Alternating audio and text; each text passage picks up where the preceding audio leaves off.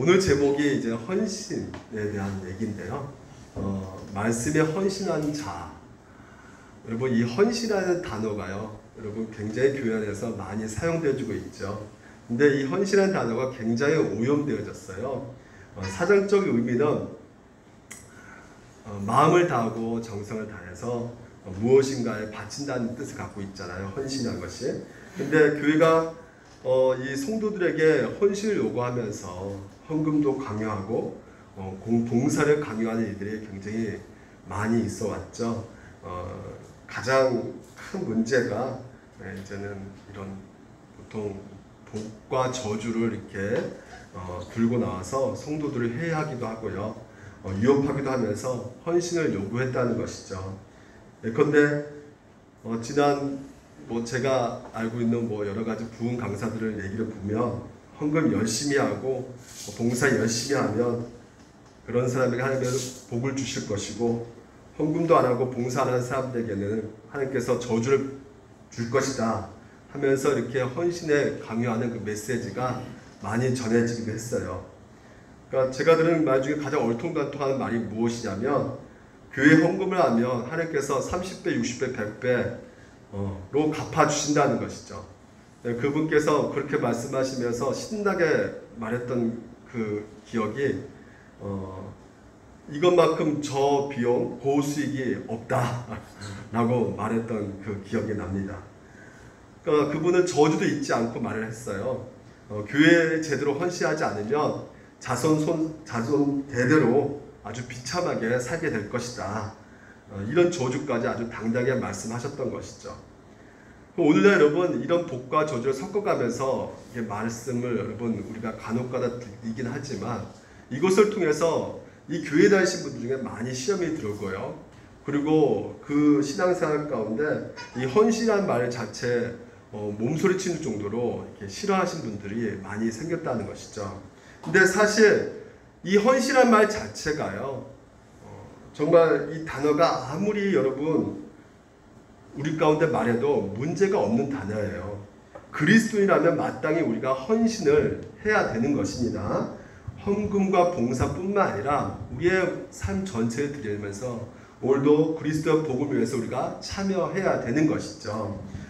근데 이것은 결코 우리가 복과 저주 때문에 하는 것이 아닙니다. 헌신은요, 이미 우리가 복을 받았기 때문에 하는 것이죠. 이미 변화된 신분이 있기 때문에 마땅히 예수 그리스도의 그 놀라운 은혜 가운데 기쁨을 우리가 하나님 앞에 이 헌신을 통해서 참여하고 있다는 것이에요. 그러니까 여러분, 보통 모욕물 버리다가 어린아이까지 버린다는 그 말이 있는 것처럼, 이게 헌신하는 것이 교회에서 너무 많이 오염되어 가고 있어가지고 이 헌신하는 그 단어에 대해서 여러분 많이 생각을 하지 않고 있는데요, 많은 사람들 여러분 사실은 이 헌신을 하고 있어요. 헌신하지 않고 있는 사람은 없습니다. 그러니까 자신이 가치 있게 생각하고 있고 믿고 있는 거에 대해서는 반드시 사람들은 헌신하게 되어 있습니다. 가정에 헌신하면서 사는 사람도 있고요, 직장에 헌신하면서 사는 사람도 있고, 이 돈에 헌신하는 사람도 있고, 물질에, 명예에 헌신하는 사람들이 있습니다. 그래서 가장 많은 생각을 하게 되고, 가장 많은 감정을 가지게 되고, 가장 많은 노력이 들어가는 것이 여러분 오늘 우리 가운데 이 헌신이라는 그 행동이 나오게 되어 있는 것이에요. 그래서 구체적으로 좀 기준을 제시해 보게 된다면, 여러분 가장 무엇에 여러분이 예민하게 반응합니까? 그것이 바로 여러분이 헌신하고 있는 것이에요. 예를 들어서 내가 돈에 대해서 내가 예민하게 반응하고 있다. 그러니까 거기에 굉장히 예민한 사람이 있죠. 돈이라면 벌써 기가 그냥 싹 쏠깃하게 되는 것이고요. 그리고 여러 가지로 책을 읽을 때도 돈에 관한 책을 읽게 되는 것이고, 또한 누군가의 강연을 듣게 될 때도 돈에 어떻게 하면 잘 벌 것인가, 거기에 세미나를 늘 참여하게 되는 것이고, 그러니까 돈 문제 걸리면 이 몸과 마음과 정성의 뜻을 다해서 무엇인가 다하는 사람이 있는 것이죠. 그러니까 이것은 돈만뿐이 아니라 관계에서도 마찬가지고요. 관계에서 감정이 흔들리고, 관계에서 내가 기분이 바뀌어지고, 관계 앞에서 내 모든 선택의 기준이 흔들리게 된다면 내가 그 관계에 헌신하고 있음을 우리가 볼 수가 있다는 것입니다. 그러니까 다시 말하면 모든 사람은 헌신하지 않고 사는 사람은 이 세상에 존재하지 않는다는 것이에요. 모두가 자신이 좋아하는 거, 자신이 가치 있게 생각하는 거에 대해서 자신을 기분 좋게 만든 것에 대해서 반드시 헌신하면서 살아가고 있다는 것이죠. 그러니까 헌신하다는 말을 좀 더 쉽게 말하면 사랑한다는 말과 동일어로 쓸 수가 있을 것 같아요. 여러분 사랑했을 때 그때 감성, 그런 감정, 보통 그때 생각, 그때 마음 한번 여러분 돌이켜 보시기 바랍니다. 상대를 항상 생각하게 되죠. 그렇지 않습니까? 밥 먹을 때도 그 사람을 생각합니다. 그래요, 안 그래요? 같이 먹었으면 얼마나 기쁠까, 얼마나 좋을까, 막 그런 생각하면서 먹잖아요. 잠을 잘 때도 그 상대방을 생각하게 되는 것이죠. 잠자기 직전까지 그 사람을 생각하다 잠을 자게 됩니다. 낙엽을 보면서도 그 사람을 생각하게 되는 것이고요. 흰 눈을 보면서도 그 사람을 생각하게 되는 것이죠. 상대 때문에 그 내 감정이 또한 얼마나 오락가락합니까? 대부분 어떤 사람이 말해도 보통 내가 서운한 감정이 안 생기는데 꼭 내가 사랑하는 사람이 말 한마디 하면 왠지 모르게 더 서운한 감정이 더 드는 것이죠. 많은 대화를 나눈다 할지라도 그 사람 말에 유독 더 많이 신경이 가 있는 것이 바로 오늘 내가 그 사람에 대해서 내가 헌신하고 있다는 것을 우리가 알 수가 있는 것입니다. 우리 부모들이 그것을 잘 보여주고 있죠. 우리 자녀들에게 얼마나 많이 헌신합니까? 그 헌신의 그 모습이 어때요? 시간을 다 쏘아 붓죠. 돈을 다 쏘아 붓습니다. 그리고 힘도 다 쏘아 부어요. 왜요? 자녀를 사랑하기 때문에 헌신하는 것이죠. 그러니까 헌신한다는 것은 절대로 나쁜 것이 아니에요. 모든 사람들이 무엇인가 헌신하면서 살아가고 있다는 것이에요. 곧 그게 바로 무엇이기 때문에? 사랑이기 때문에. 여러분 헌신하고 있죠? 그러면 여러분 우리에게 가장 이 헌신에 있어서 가장 가치 있는 것에 대해서 헌신하는 것이 중요하다는 것이죠. 이 세상 가장 가치 있는 것이 무엇일까? 우리가 거기에 우리가 집중적으로 헌신해야 되는데 그게 바로 우리 가운데 삶의 소망이고 희망이고 오늘도 우리 가운데 행복이 될 수 있는 것인데요. 그러면 가장 가치 있는 것이 무엇일까요? 바로 예수 그리스도라는 것이죠. 그러니까 여러분 생각과 마음의 감정들, 의지들이 오늘 여러분 무엇을 더욱더 예민하게 반응하고 있는지, 다시 말해서 내가 예수 그리스도를 내가 사랑한다면, 예수 그리스도를 믿고 있다면 반드시 나오는 것은 무엇이냐? 바로 예수에 대해서 헌신이 나올 수밖에 없게 되는 것입니다. 근데 예수님 보여요, 안 보여요? 안 보이죠. 그럼 안 보이는 예수님은 우리가 어떻게 헌신할 수 있습니까? 바로 오늘도 우리 가운데 주어진 이 하나님의 말씀, 이 말씀에 대한 헌신이 오늘 우리 가운데 있다는 것이에요. 그래서 여러분은 바로 누구냐? 말씀에 헌신한 자들이라는 말이죠. 예수님께서 이 복음서를 통해서 분명하게 우리 가운데 말씀하고 계시기 때문에 그 말씀에 헌신한 자들이 바로 예수님을 사랑하는 자들이고 오늘도 하나님께서는 그것을 기뻐하신다는 것입니다.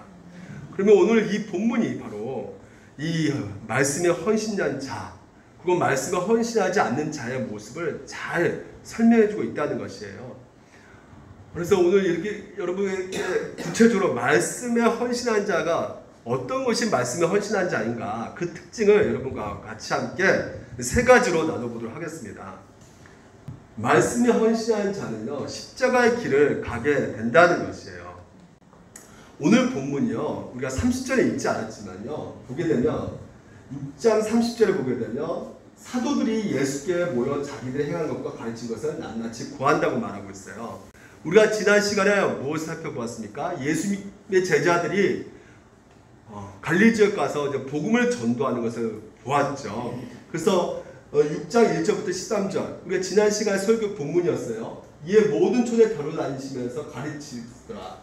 그러니까 가르치고 그 제자를 부르셔가지고 하나 둘씩 짝지어 보내가지고 더러운 귀신을 제어하는 그 권능을 주었고 그 일을 이제는 제자들이 했던 것이에요. 근데 그 사이에 그냥 이거 세례요한 죽음 빼놓고 그냥 얘기해도 자연적으로 이어져 갈 수 있는데 그 가운데 오늘 성경을 쓴 저자가 누굽니까? 성령님이시죠. 성령님께서 마가를 통해서 이 성경을 쓰게 하셨단 말이죠. 그러면 이 마가가 오늘도 이 지금 현재 그 가운데 굳이 끼어들 필요가 없는 이 세례 요한의 죽음을 왜 넣었을까? 분명한 의도가 있다는 것이에요. 세례 요한 죽음을 왜 넣었을까라는 것이죠. 아시다시피 여러분 오늘 본문 읽었잖아요. 제자들이 온갖 권능을 행합니다.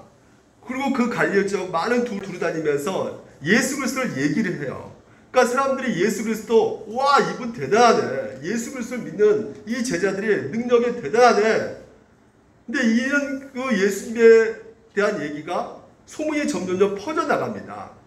이분은 뭔가 선지자야. 대단 뭐 이사야, 엘리야 같은 선지자야. 막 그런 어떤 소문이 퍼져나가니까 이 소문이 결국은 이 헤롯 왕에게 들려지게 됩니다. 근데 헤롯 왕이 이 소문을 듣자마자 이상하게 행동을 하는 것이에요. 그것이 여러분 안 읽었죠? 우리 14절 보게 되면 세례 요한이 죽은 자 가운데 살아났도다 이렇게 말을 하고 있어요. 그러니까 자기가 목을 벤 이 세례 요한이 예수님의 그 기적 능력이 소문이 퍼지자마자 혹시라도 이 세례 요한이 다시 살아나지 않았을까라는 그 두려움 가운데 이 헤롯 대왕이 말을 하고 있는 것을 보게 됩니다. 그러면서 이제는 지금 이 14절 이후부터 뭐가 전개되고 있냐면 바로 세례 요한에 대해서 그리고 세례 요한의 죽음에 대해서 소개되어지고 있는 것이에요. 여러분 세례 요한의 죽음은 결국 누구의 모형을 보여주고 있느냐? 예수 그리스도의 모형이에요. 그러니까 이 세례 요한에 보시면 올바른 말을 전하다가 죽었잖아요. 예수님도 진리의 말씀을 전해가지고 죽으셨습니다. 그리고 정상적인 재판을 받지 못했잖아요. 세례 요한은. 마찬가지로 예수님도 불의한 재판 가운데 십자가 달려 죽으셨어요. 그리고 세례 요한 제자들도 그 세례 요한 제자들이 그 시체를 찾아가지고 장사를 치른 것처럼 예수님도 아리마대 요셉이 예수님의 시체를 찾아가지고 장사를 치렀죠. 이와 같이 세례 요한 죽음 안에 예수 그리스도의 그 죽음을 우리가 볼 수가 있는 것이에요. 그래서 복음을 전하는 그 헌신 가운데 있는 자에게는 무엇을 보여주고 있는 것입니까? 바로 십자가 있음을 우리 가운데 명백하게 보여주고 있는 것입니다. 보시면 이 제자들의 전도 여행 어땠냐면요. 나름대로 굉장히 성공적이었어요. 보시면 우리가 읽지 않았지만 누가복음에 가서 보게 되면 70이 기뻐하여 돌아와 이르되 주여 주의 이름 부르면 귀신들도 우리에게 항복했어요. 우리가 승리했어요. 그러니까 예수님께서 뭐라 말씀하시냐면 야 사탄이 하루부터 번개같이 떨어졌다. 이걸 내가 봤다는 것이. 이게 무슨 말입니까? 우리가 성공했다는 것이에요. 그러니까 이 제자들이 복음을 전하는데 이 복음을 전하는 그 상황 속에서 사람들이 예수를 믿게 되고 그리고 그 병들이 고쳐지고요. 그러니까 여러분 내가 행동을 했는데 그 행동에 따라서 보상을 받게 되니까 신나요? 신나지 않아요? 너무너무 신나는 것이에요. 너무너무 즐거운 것입니다. 내가 복음을 전했는데 그 사람이 복음을 믿게 되고 삶이 변화되는 거. 여러분 신앙생활 가운데 신앙의 열매가 즉각적으로 나타나면 기뻐요? 안 기뻐요? 기쁘죠? 이 교회 신앙생활 가운데 우리 물대인도사교회도 정말 교회가 성장하고 부흥하고 그 말씀 가운데 왕성해가지고 더 많이 힘써서 이렇게 하는 거 보게 되면 우리가 더 힘써서 우리가 일하고 싶어지잖아요. 근데 여러분 오늘 이 본문을 보게 되면요. 물론 여러분 하나님의 말씀을 이렇게 우리가 선포함에 있어서 여러 가지로 즉각적으로 열매가 맺은 것도 있지만요. 오늘 이 본문을 보게 되면 말씀에 헌신하는 그 제자들 모습을 보게 될 때 결코 그렇지 않고 있음을 보게 된다는 것이죠. 그렇게 만만치 않다는 것을 우리 가운데 알려주고 있는 것입니다. 사탄이 번개처럼 떨어져 나갔다 할지라도요. 사탄이 더 많이 기승 부리고 있음을 보여주고 있다는 것이죠. 믿음을 얻고 변화되는 사람도 많이 있겠지만요. 오히려 사람들에게 이 복음을 전했을 때 변하지 않는 경우가 있다는 것을 이 세례 요한의 죽음을 통해서 우리 가운데 보여주고 있는 것입니다. 다시 말해서 말씀에 헌신하고 있는 자들에게 있어서 그 여러 가지 그 삶을 보게 되면 녹록지 않다는 것을 우리 가운데 나타내고 있다는 것이에요. 심지어 보십시오. 17절에 18절에 보게 되면 전에 헤롯이 자기가 동생 빌립 아내 헤로디아에게 장가든 고로 이 여자를 위하여 사람을 보내 요한을 잡아오게 가두었으니. 그러니까 지금 이 세례 요한이 어떻게 잡혀든 겁니까? 18절에 보게 되면 요한이 헤롯에게 복음을 선포해서 진리의 말씀을 전했던 것이죠. 당신 잘못됐다. 이러면 안 된다. 어떻게 동생의 아내를 취할 수가 있느냐. 결혼하면 안 돼. 하면서 옳지 않다고 말했단 말이에요. 그러면 여러분 어떻게 해야지만이 해피엔드로 끝나는 겁니까? 헤롯 왕이 그래 내가 잘못했지. 내가 회개할게. 내가 이 여자 나 만나지 않을게. 이렇게 해야지만 정상적으로 돼야 되는 것인데 이 제자들의 능력을 보여주자 많은 사람들이 변화되듯이 그렇게 변화되면 좋겠는데 이 헤롯은 변화되지 않는 것이에요. 어떻습니까? 오히려 이 세례 요한을 감옥에 집어 넣는 것이죠. 하얀 복음의 그 말씀에 헌신한 자를 어떻게 하고 있는 것이요? 핍박을 그리고 큰 손해를 입히게 하고 있는 것을 보게 되는 것입니다. 죄에 대해서 바르게 선포했잖아요. 이렇게 하면 안 됩니다. 그렇게 바르게 지적할 때 오히려 그를 감옥에 갇히게 만드는 것을 우리가 보게 된다는 것이에요.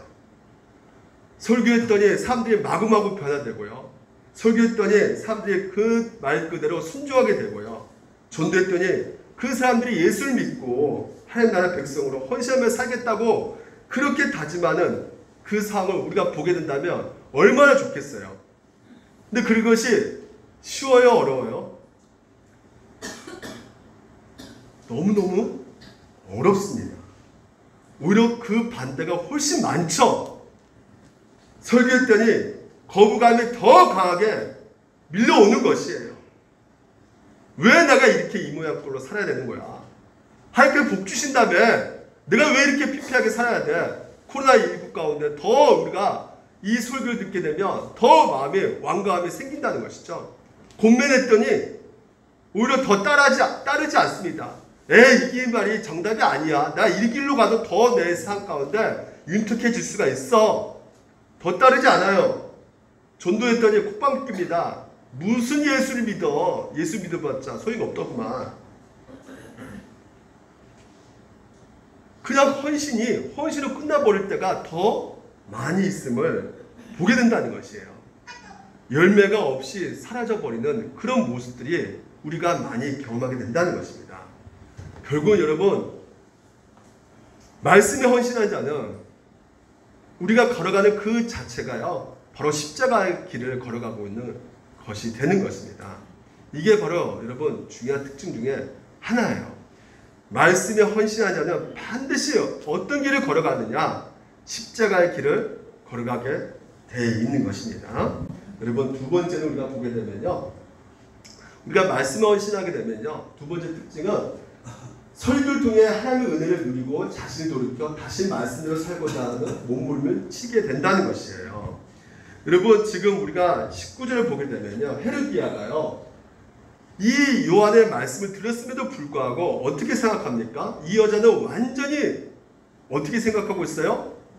세례 요한을 원수로 생각하고 있단 말이에요. 그래서 원수로 생각하기 때문에 저 인간 죽여야 된다고 생각하는 거예요. 그러니까 한마디로 말씀에 헌신하지 완강히 거부하고 있는 모습을 보게 되는 것이죠. 하지만 헤롯 왕은 그렇지 않았어요. 헤롯은 요한을 의롭고 거룩한 사람을 알고 어떻게 하고 있어요? 두려워하고 보호하고 있다는 것이에요. 여러분, 헤롯은 세례 요한을 의롭고 거룩한 줄 여겼다는 것입니다. 왜 그랬을까요? 이 사람을 처벌했다가는 누구까지 처벌당할 것 같다는 생각이 드는 거예요? 자기까지. 분명히 나에게 저주가 떨어질 것 같아요. 그러니까 두려움 가운데 세례 요한을 이렇게 자기한테 재촉했음에도 불구하고 어떻게 합니까? 보호해주고 있었단 말이죠. 그러나 21절에 보게 되면 헤롯디아가 이 세례 요한을 죽일 수 있는 기회가 이제 생기게 된 것인데, 아시다시피 생일날 큰 잔치를 벌여지는 상황 속에서 많은 고관들이 나와 있는 상황 속에서 이 헤롯디아 그 딸이 춤을 춥니다. 굉장히 매력적인 춤을 췄을 거예요. 굉장히 화려하고 서정적인 춤을 췄을 것입니다. 그래서 많은 사람들이 그 춤을 보고 굉장히 만족스러운 한 상황 속에서 너무나 한껏 기분이 고조된 이 헤롯 왕이 이때에게 이런 제안을 하죠. 무슨 소원인지 다 말해봐. 내가 내 나라 절반을 다 줄게. 이 정도까지 말을 합니다. 근데 이 딸이요, 자기 소원을 바로 말하지 않고요. 엄마한테 갑니다. 그래서 엄마 헤로디한테 가가지고 엄마 지금 상황이 이렇게 됐는데 내가 아버지한테 대왕한테 뭘 말해줄까? 뭘 구할까? 그랬더니 이 헤로디아 그 엄마잖아요. 엄마가 자식한테 어떻게 이렇게 말할 수 있는지 진짜 여러분 너무나 비비고 너무나 비참한 말을 합니다. 바로 자기가 진짜 듣기 싫어하는 말만 하는 그 세례 요한의 목을 쳐가지고 접시에 받아서 주라고 말을 하라고 하는 것이에요. 이 헤로디아 딸은 너무나 착한 것 같아요. 순진한 것 같아요. 엄마 말 그대로 가가지고요. 왕에게 말합니다. 왕이요. 지금 세례 요한의 목을 쳐가지고요. 지금 내 쟁반 위에 놔두세요. 그리고 저 주세요. 이 말 들었을 때 이 세례 요한은 어땠을까요? 굉장히 괴로워했을 것입니다. 26절을 보게 되면 뭐라 말하냐면요. 왕이 어떻게 해요? 심히 근심했다는 것이에요. 이게 쉬운 성경 보니까 너무너무나 괴로워했다는 것입니다. 근데 보십시오. 이 왕은 말씀에 그만큼 들었음에도 불구하고 말씀에 헌신하기보다는 뭐에 헌신하고 있는 것이에요? 자기 명예, 자기의 이목, 자기의 어떤 체면. 그래서 결국은 어떻게 해요? 그 요구를 들어주게 되는 것이죠. 세례 요한의 목을 잘라버리고 그리고 그 접시에 머리를 얹어가지고요. 그 딸에게 주게 되는 것이죠. 그리고 그 딸은 그 세례 요한 머리를 누구에게 줍니까?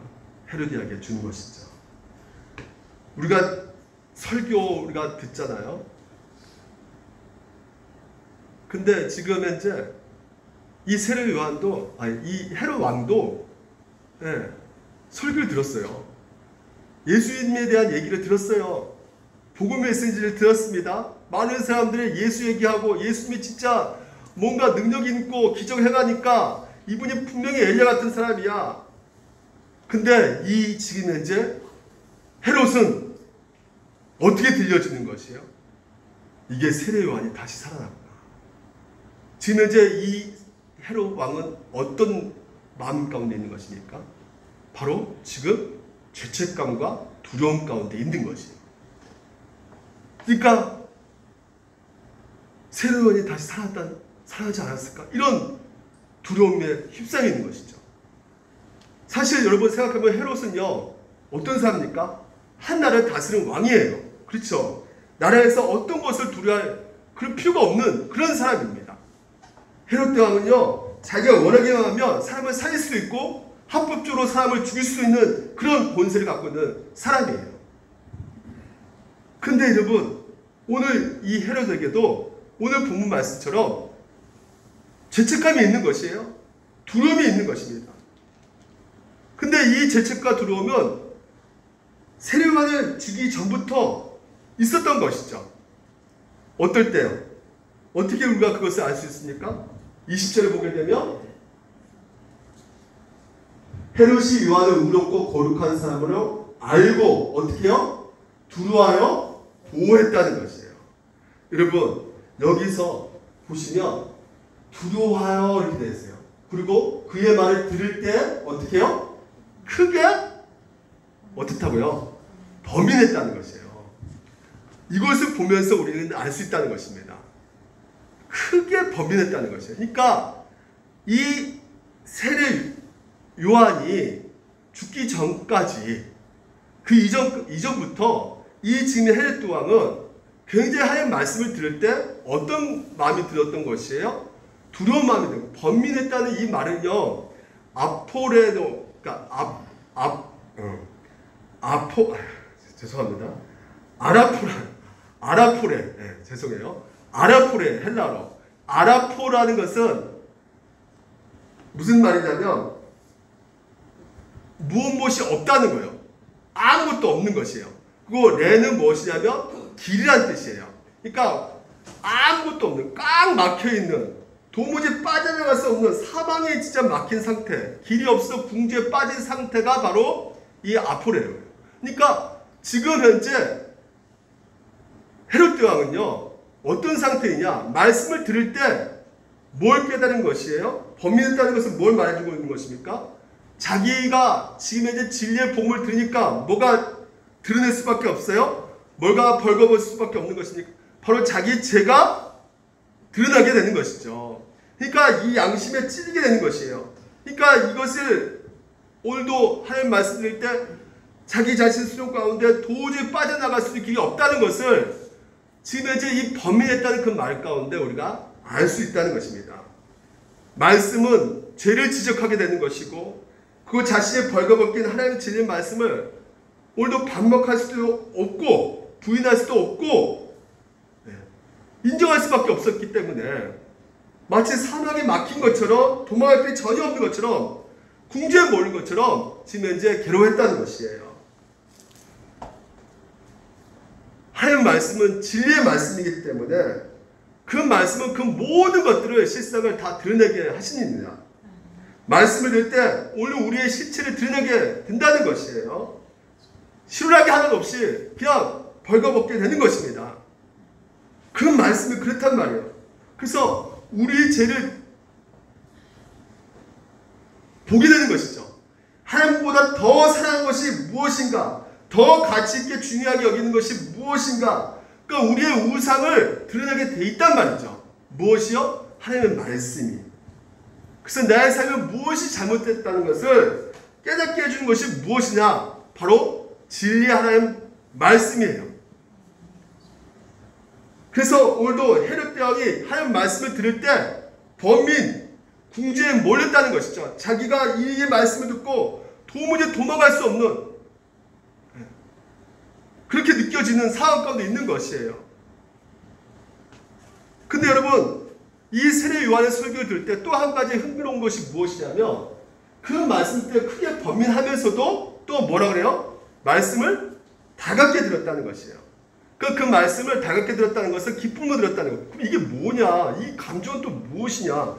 모순되는 감정 아닌가라는 생각을 하겠지만요. 이것은 충분히 우리가 어느 정도 알 수가 있죠. 하나님 말씀을 들을 때 제가 드러날 때 있잖아요. 예? 그러니까 궁지에 몰린 것처럼 괴로워하잖아요. 제가 드러나게 되면요. 동시에 또한 그 말씀을 듣는 것을 지금 현재 이 헤롯 대왕은 기뻐하고 있단 말이죠. 왜 그러냐면요. 그 말씀 듣는 것 자체가요. 그 말씀 듣는 자체가 내가 나 자신이 뭔가 좀 나았다고 생각하게 든단 말이죠. 그러니까 헤롯은 세례 요한의 말씀을 들으면서 나는 더 나은 사람으로 변해가고 있어. 내가 지금 이제 이 말씀 듣고 있으니까 이 듣는 동안은 내가 영적으로 문제가 없는 사람이야. 난 그래도 좀 괜찮은 사람이야. 생각을 한단 말이죠. 그러니까 자기 자신을 어떻게 생각하고 있는 것이에요? 내가 이 설교 말씀 듣고 있는 그 자체가 내가 좀 뭔가 더 나은 사람이라고 만들어가고 있단 말이에요. 이런 착각을 한단 말이죠. 지금 현재 헤롯 대왕이 아주 심각한 오류를 범하고 있는 것이죠. 오류가 무엇입니까? 다시 한번 말하지만 마치 자기가 하나님 말씀을 헌신하는 자처럼 내가 세례 요한의 말씀을 듣고 있으니까 헌신하는 자처럼 생각하게 된다는 것이에요. 쉽게 말하면 여러분 우리가 하나님의 거룩의 말씀을 듣고 있지 않습니까? 그럼 거룩의 말씀을 듣고 있으면 내가 마치 그 하나님의 말씀을 듣고 있는 그 자체가 내가 좀 더 거룩해진 것처럼 느껴지고 있단 말이죠. 그런 착각을 한단 말이죠. 우리가 하나님의 사랑에 대한 말씀을 듣잖아요. 그 하나님의 사랑의 말씀을 들을 때 우리가 어떤 착각을 하게 되는 거예요? 내가 사랑이 많은 것처럼 느껴질 때가 있단 말이죠. 그런 착각할 때가 있단 말이에요. 정직에 대한 말씀, 공의에 대한 말씀, 순종에 대한 말씀, 그런 말씀 들을 때 그래 이 순간만큼은 내가 그래도 어느 정도 순종하고 있지 않나? 이런 생각을 한단 말이죠. 근데 결코 그렇지 않단 말이에요. 오늘 그렇지 않다는 걸 잘 보여주고 있는 것이 누굴 통해서 보여주고 있는 것이에요? 여러분 중요합니다. 헤롯 왕을 통해서 우리 가운데 보여주고 있단 말이에요. 헤롯은 지금 세례 요한의 말씀을 잘 듣고 있어요. 아마 지속적으로 계속해서 듣고 있었을 것입니다. 그러니까 듣고 있으면서 자기 자신의 죄를 지적하고 있는 상황 속에서는 그래 좀 찝찝하고 진짜 기분 진짜 상하지만 범민하고 괴롭지만 그래도 동시에 무슨 생각이 드는 것이에요? 내가 그래도 듣고 있으니까 그래도 난 괜찮은 사람 아닌가? 라고 생각한단 말이죠. 근데 결국 그 결과가 어떻다는 것을 보여주고 있습니까? 결과가 어때요? 헤롯은 모든 과정 가운데 변했어요? 변하지 않았어요? 변했으면 죽이지 않았겠죠? 변하지 않은 거란 말이죠. 그러니까 왜 그렇게 될까요? 이 하나님 귀한 하나님의 그 말씀의 권위보다 자신의 체면이 더 중요하게 생각했던 사람인 거고, 하나님 말씀에 헌신한 것보다 자기의 체면을 더 헌신하는, 자기에게 자신이 더 중요하게 생각하는 그런 사람이었던 것입니다. 여러분, 오늘 헤롯이 지금까지 우리 가운데 보여주고 있는 모습은 궁극적으로 우리 자신을 한번 돌이켜보게끔 한단 말이죠. 양심의 가책을 느낍니다. 뭘 들을 때요? 복음을 들을 때. 왜요? 복음은 죄를 들춰내게 하기 때문에 가책을 느껴요. 하지만 그 듣고 나서 내가 어떤 만족을 느껴주는 상황 속에서 내가 그래도 듣고 있으니까 그래도 좀 내가 뭔가 좀 잘 낫으니까 내가 듣고 있는 거 아닌가. 근데 결국은 그런 것들이 아무 소용이 없음을 또한 우리 가운데 보여주고 있다는 것입니다. 여러분, 설교는 무엇이냐? 오늘 여러분, 이게 지금 이 시간 여러분 굉장히 길게 느껴지시죠? 근데 이 시간이, 하나님 말씀 듣는 이 시간이 가장 여러분 가운데 가치 있는 시간임을 여러분들 믿으시기 바랍니다. 근데 만약에 여러분 이 시간 가운데 내가 그래도 듣고 있으니까 죽어도 나는 괜찮은 사람이야.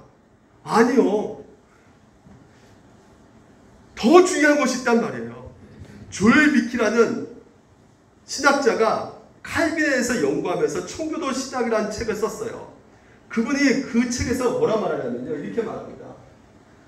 회중에 대한 잘못된 구원의 확신을 심어주려고 했던 적이 칼빈 선생은 한 번도 없었대요. 그러니까 구원의 확신을 심어주기 위해서 늘 복음을 선포했던 사람이 바로 우리 칼빈 선생님이에요. 칼빈 누군지 아시죠? 장로계 신학 체계를 만드신 분이에요. 칼빈을 모르면 장로계 사람 여러분, 칼빈이 신학 체계를 만들었어요. 근데 이분이 설교하는데 10명 총주에게 설교를 전할 경우 그 중에 100명 중에 10명 기꺼이 순종하는 믿음으로 그 말씀을 받아들이지만 나머지 사람들은 그 내용을 무가치하게 여기거나 비웃거나 야유하면서 거부감을 드러낸다는 것이에요. 그러니까 이들 중에도 있을까요? 없을까요? 지금 100명이지만 지금 여기 보니까 20 몇 명이에요. 20 몇 명 중에서도 있단 말이죠, 여러분. 분명하게. 그래서 그 사람은, 이 지금 현재 제 얘기가 아니라 칼빈 선생님이 말하고 있는 것이에요. 맹목주의 신앙, 실체가 없는 신앙, 일시적인 신앙, 이성과 가시로 덮여있는 그것은 신앙이다라는 것이에요. 그래서 이러한 사람들은 교만하고 말씀에 무관심하여 설교 속에 새로운 지식이 등장하지 않으면 그 소리가 그 소리지. 예수에게 또 이야기해야 돼. 그거 몰랐걸? 그러니까 새로운 지식이 등장하지 않으면 곧장 뭐예요? 다른 생각을 빠져든다는 것이에요. 그래서 설교를 뭘 정도로 취급하느냐? 오늘 강의 정말 좋았네. 강연 정도로 생각한다는 것이에요. 오늘 여러분, 하나님 말씀으로 받아들여야 되는데 그냥 인간이 전하는 그냥 강연. 그래서 그래, 오늘 좀 착하게 살아야지. 윤리적으로 도덕적으로 깨끗하게 살아야지. 근데 여러분, 설교는 무엇이냐면요, 강연이 아니에요. 오늘날 이 시대가요, 설교에 대한 인식 자체가 완전히 바뀌어져 버렸어요. 그러니까 교회가 너무나 이 대중매체에 타고 흘러오면서, 물론 목사들이 그렇게 바르게 또한 여러분 가운데 모습을 보이지 못한 것도 가장 큰 문제지만요, 교인들이 설교에 대한 인식이 너무나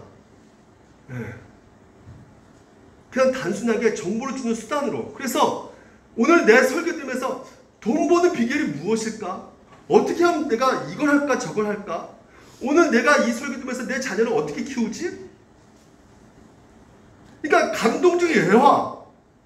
그러니까 나의 중심 가운데 내가 듣고 싶어하는, 나를 즐겁게 하는 설교, 내 기분을 축축하게 만져주는, 그러니까 개인적인 어떤 교훈적인 권면하는 그 말씀은 듣기를 싫어해요. 그러니까 그런 설교는 무슨 설교다? 나쁜 설교다라고 생각하는 거예요. 좋은 설교는 뭐예요? 오늘 내가 힘들었으니까 내 기분을 만족시켜주는 그런 설교. 그래서 영화관에 두는 것처럼 그 영화를 볼 때 하하 웃고 좀 내 마음이 답답하니까 가슴을 뻥 풀어주고, 그래서 아주 이 시간도 그냥 짧게 임팩트 있게, 너무 오래 하지 마시고, 너무 지루하니까 오래 하지 말라는 거죠. 짧게 15분 20분 딱 끝내라. 오늘 여러분 지금 이제 오신 분 중에 이거 1시간 넘게 설교 들으면 와 이거, 근데요 이 칼빈의 설교가 무려 몇 시간 했냐면요 2시간 동안 설교합니다. 칼빈은요 보통 앉아서, 몸이 불편해서 서서 못했어요. 앉아서 설교했어요. 그 앉아서 설교할 때 그 많은 사람 중에, 물론 아까도 말처럼 이 설교 들을 때 그렇게 반응하는 분들이 있다니까요. 10명이 순종하는 마음으로 받아들인다 하잖아요. 근데 그 순종한 마음으로 받아들인 자 중에 청교도 신학자가 된 사람들이 너무나 많은데, 그 청교도 신학자 된 분이 그 칼빈 설교를 듣고 나서 이렇게 고백했어요. 이전의 육체적 상태 속에 있었을 때 나는 그리스도의 사역자들, 특히 여러분들의 오래된 사역자들을 멸시했다고 말하고 있어요. 그러면서 이 청교도 신학자 된 사람이 설교를 오래 전하는 것을 견딜 수 없었다는 것이죠. 그 얘기고 또 얘기하는데, 그런데 드디어 나는 한 설교에 사로잡혀가지고 그리스도 안에서 맺은 새 언약에 대한 설교였는데, 그 설교가 바로 내 삶 가운데 적용되었다는 것이에요. 여러분, 무수히 많이 여러분 가운데 막 들려질 겁니다. 이 시간에도. 하지만 그 하나님의 말씀 가운데 여러분 그 마음, 생각, 그리고 내 감정이 그 말씀에 몰입되지 않으면, 집중하지 않으면 그 말씀이 하나님의 말씀으로 들리지 않는단 말이에요. 그래서 말씀에 헌신한 자들은 오늘 여러분 아니겠습니까? 그 자들은 칼빈이 이렇게 말합니다. 설교를 통해 자신의 부패한 본성과 어리석은 고집을 깨닫고 있는 사람은 그리스도의 은혜를 누리고 돌이켜 회개하며 다시 한번 말씀대로 살기 위해 최선을 다해서 힘쓴다는 것이에요. 좋은 설교는 무엇이냐? 내 감정 그냥 기분 좋게 만들어주는 것이 아니라, 예수님께서 오셔가지고 이 땅 가운데 하나님 나라를 선포했어요. 하나님 나라를 선포했는데 그 하나님 나라는 어떤 나라다? 하나님께서 나와 함께 하신 것이란 말이죠. 하나님께서 함께 하신 것이 바로 무엇이다? 요한복음의 영생이다라는 것이에요. 여러분, 설교는 그러면 영생은 우리가 어떻게 누릴 수가 있습니까? 요한복음에 정확하게 말하고 있습니다. 믿는 자는 영생을 가졌으니 내가 곧 뭐라고요? 예수가 곧 생명의 떡이라는 것이에요.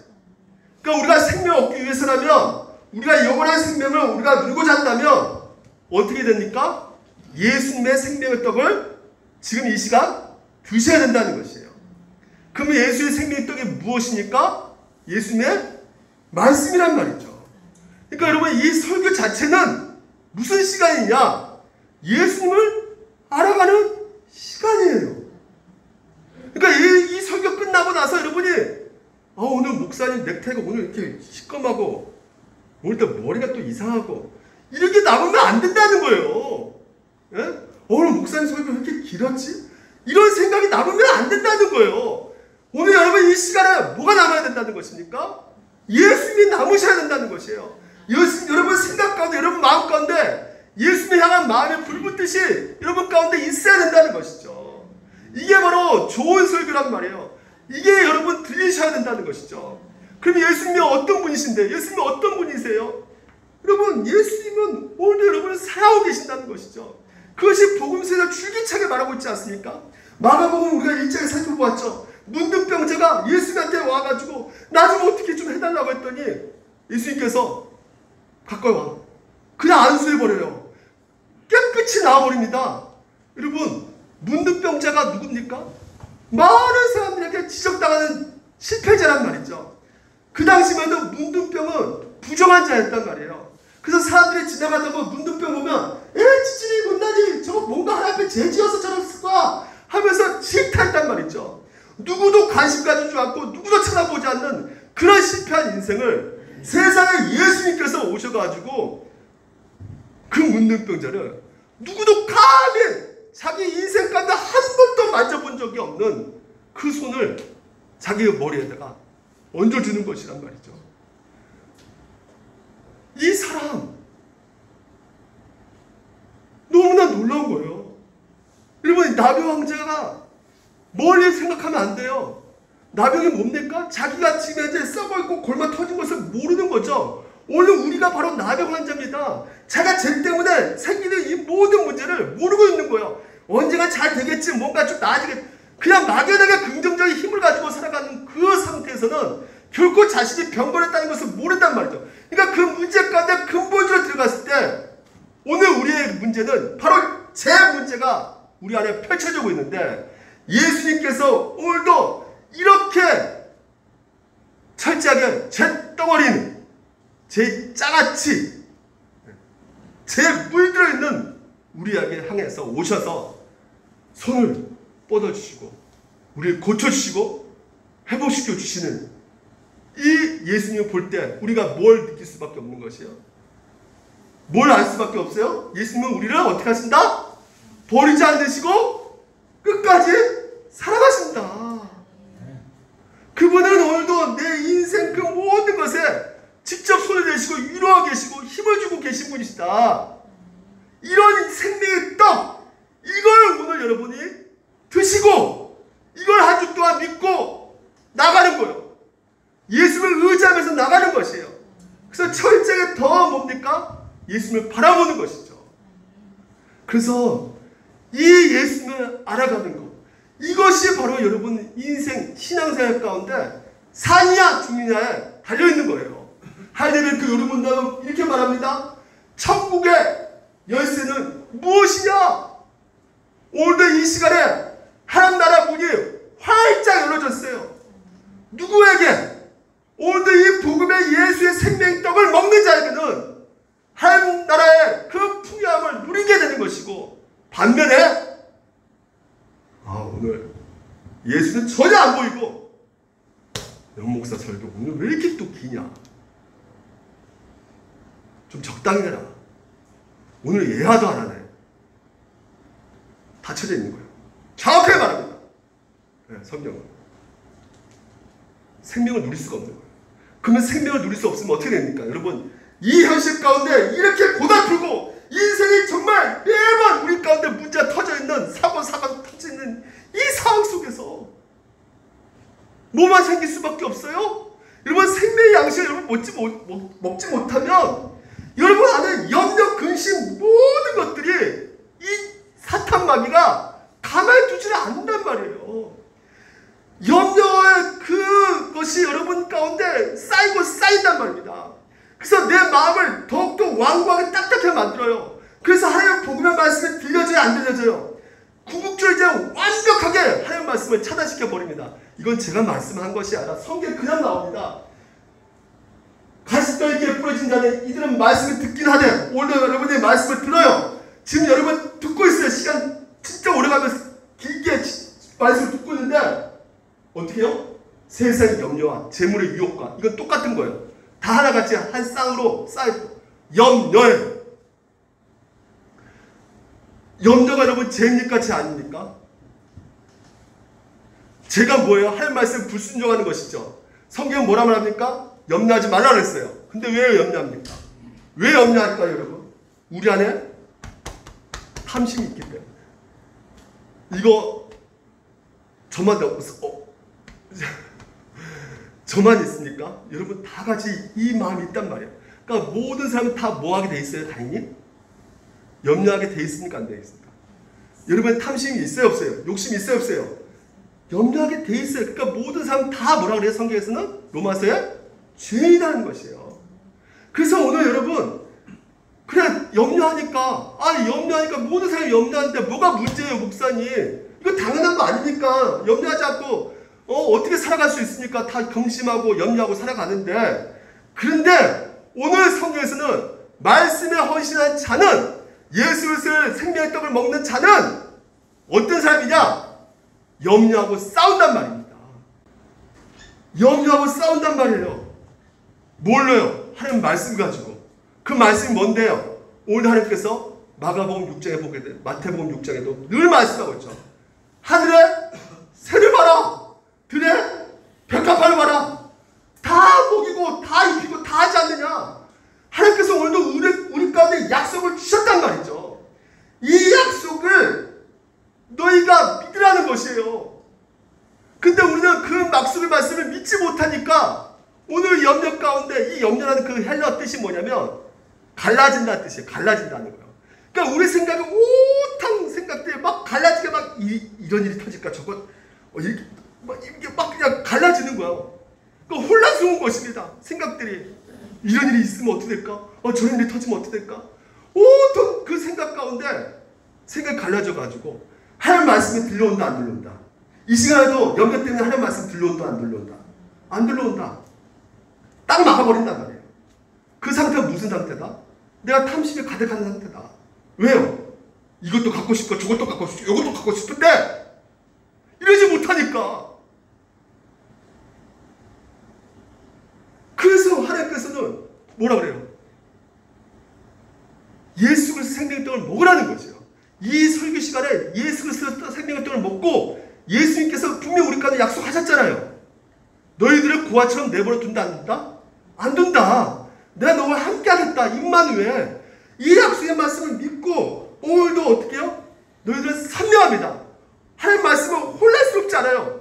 먼저 그 나라와 그 의를 구하라는 것이에요. 그래서 하나님 약속의 말씀을 믿는 사람들은 더욱더 힘써 어떻게 해요? 염려하죠. 염려 근심거리니까 우리 가운데 더 많이 생기면 생길수록 이 시간에 더 하나님 말씀 앞에 나와서 하나님 말씀을 더 들으려고 한단 말이죠. 왜? 그 말씀이 오늘도 우리 가운데 은혜이기 때문에, 나를 살릴 수 있는 생명의 떡이기 때문에 근심, 걱정, 염려가 더 많으면 많을수록 어떻게 해서든지 더 그 말씀 들으려고 몸부림치면서 이 말씀의 자리에 딱 앉아 있단 말이에요. 이 자가 바로 말씀에 헌신한 자란 말이죠. 여러분, 걱정 안 할 수가 없습니다. 염려할 수밖에 없어요. 하지만 여러분, 염려와 관심, 이것도 혼동하면 안 돼요. 염려와 관심은 한 끗 차이예요. 관심은 하나님께서 인정하는 거예요. 여러분, 자녀를 사랑하며 결혼에 대해서, 자녀 결혼에 대해서 걱정하죠.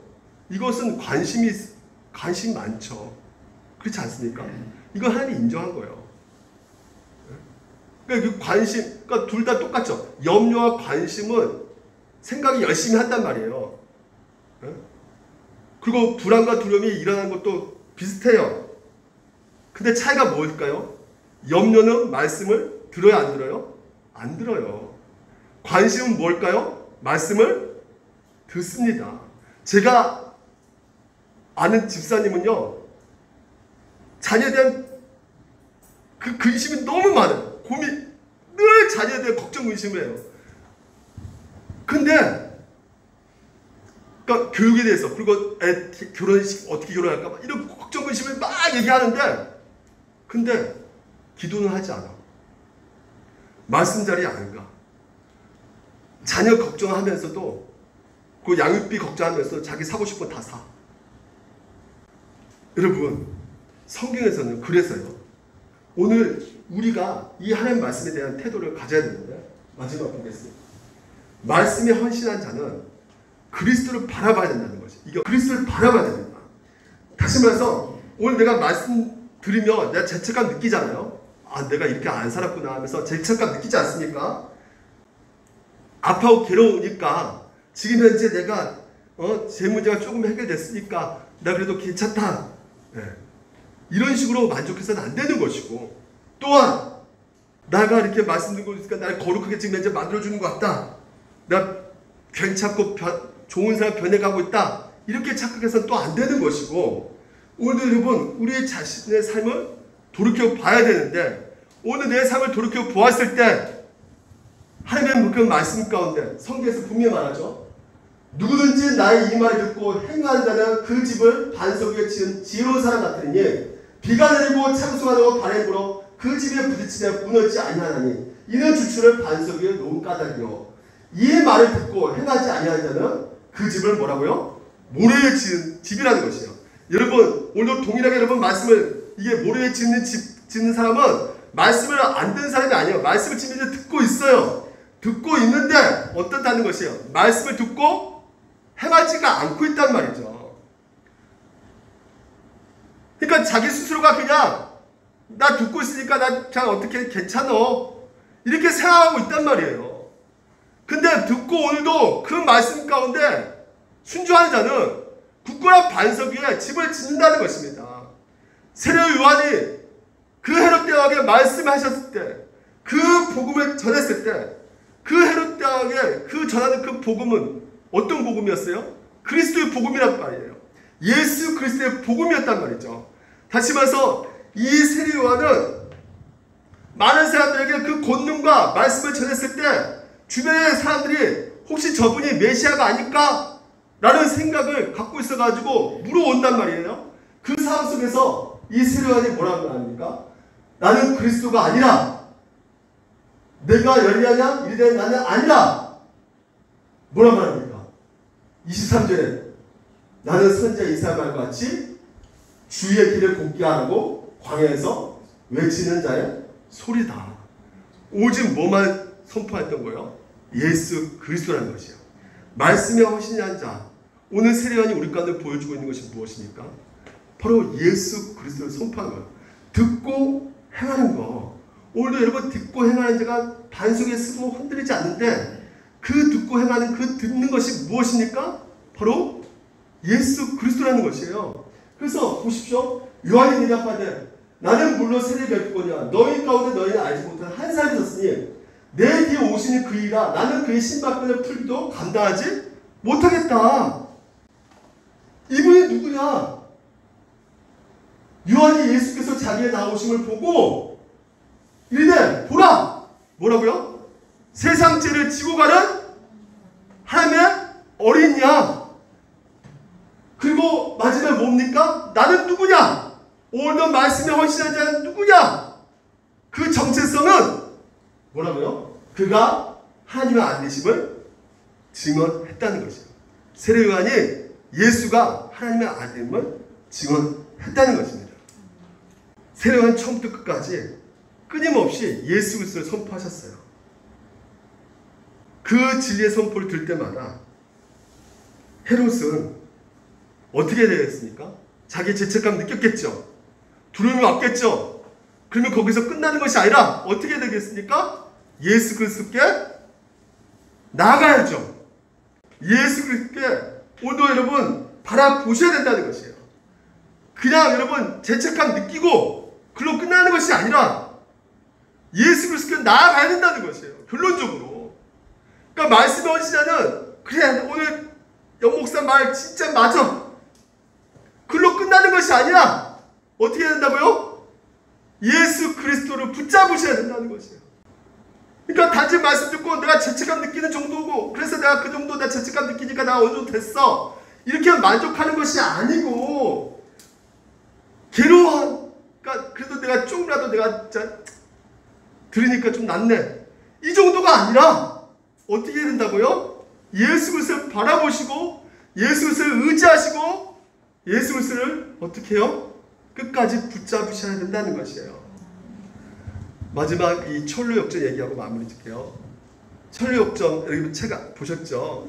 이 책 보면 크리스찬이 주인공이 나옵니다. 크리스찬 주인공이 보시면 자기가 멸망의 도시에 살았어요. 오늘날 이 시대가 멸망의 도시에 사는 건 똑같아요. 그러니까 천리옥조 여러분 꼭 만화책도 있으니까 보시기 바랍니다. 이 크리스찬이 이 멸망 도시 앞에서 죄 가운데 거하고 있으니까 너무나 힘든 거예요. 그러니까 성경에서 뭘 말해주고 있냐면 죄짐 있죠. 죄짐. 짐 이제 무거운 걸 메고 있잖아요. 그게 바로 죄짐이에요. 죄짐이에요. 오늘 우리가 벌어지고 있는 모든 문제 바로 죄짐의 문제입니다. 이 죄짐 가운데 놓여져 있으니까 너무나 심하고 괴로우다가 안 되겠다. 나 살아야겠다 해서 멸망 도시를 떠납니다. 근데 떠나고 나서 어디를 향하냐면 이 시온산 가보니까 어느 도성이 있는데 보니까 그 못에 열린 무덤이 있고 십자가 세워져 있는 거예요. 십자가가. 근데 그 열린 무덤 앞에서 순간적으로 와! 하는 그 가운데 이 재짐이 떨어져 버립니다. 자기도 동시에 그 재짐의 이 무거운 백이 떨어져 나가요. 그걸 뭘 말해주냐? 예수님께서 그 열린 무덤 누굴 말해주고 있습니까? 십자가에 죽으셨을 때 여러분 모든 죄짐이 어떻게 해요? 벗겨졌단 말이에요. 매여있던 것이 풀어졌단 말이에요.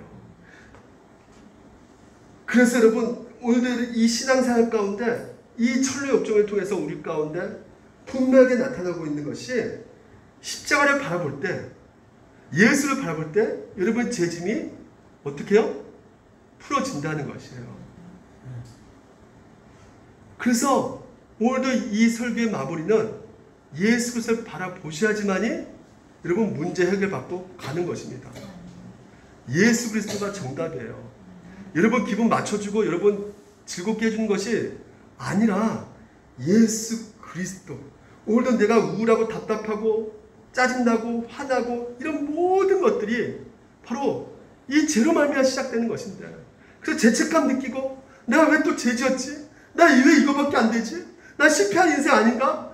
이런 모든 무거운 짐을 예수님께서 십자가에 죽으셨을 때 그 무덤에 그 모든 이 무거운 죄짐의 백이 떨어져 나갔단 말이에요. 그래서 오늘도 여러분 우리에게 하나님의 주신 그 말씀을 통해서 요구하는 바가 무엇이냐? 괴로움 갖고 죄책감에 머무는 것이 아니라 헤롯 왕처럼 헤롯 때는 죄책감 머무는 것이 아니라 번민하는 것이 아니라 누구 앞에 나가자? 예수 그리스도 앞으로 나아가라는 것입니다. 그래서 오늘도 그 예수 그리스도께서 오늘도 그분 안에서 우리 죄 문제를 해결해 주시고 또한 죄 용서를 발견되어지는 것이고 또한 완전한 의로움이 발견되어지기 때문에 여러분 이 시간 예수 그리스도를 바라보시고 무엇을 통해서요? 말씀을 통해서.